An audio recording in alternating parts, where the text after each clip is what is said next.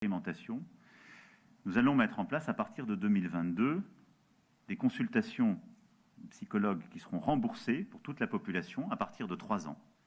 Sur un forfait qui sera d'une première consultation à 40 €, puis cette consultation, les autres étant à 30 €, qui sera adressée donc par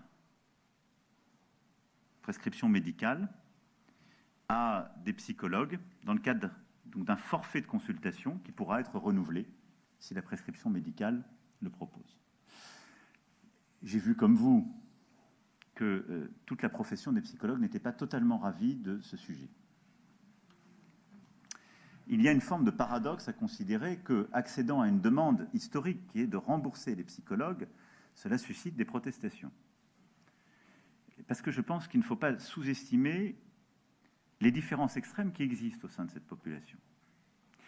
Il y a beaucoup de psychologues qui vivent très bien de leur profession, qui n'ont pas besoin de s'inscrire dans un parcours de soins à proprement parler, ni d'être remboursés, et qui facturent des consultations bien supérieures en termes de tarifs à celui que je viens d'évoquer. Ils pourront continuer à exercer leur profession de la même manière. Je veux ici le dire clairement. Il y a aussi beaucoup de psychologues qui ont été formés qui n'arrivent pas à vivre de leur métier. Et nous avons sur le territoire beaucoup de nos compatriotes qui ne peuvent accéder à des consultations auprès de psychologues si elles ont des tarifs qui ne sont pas encadrés.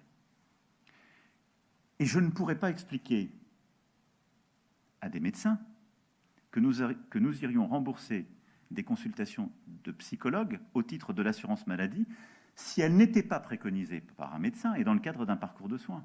L'encadrement qui a été proposé par l'ensemble des équipes et le ministre me semble donc juste et équilibré. La tarification réaliste, pour rester pudique, quand je compare à d'autres spécialistes, mais je ne veux pas vous ouvrir d'autres fronts, monsieur le ministre. Et je veux ici rappeler en tout cas qu'elle permettra totalement aux psychologues qui veulent pratiquer hors de ces parcours de soins de continuer à le faire comme ils le font aujourd'hui.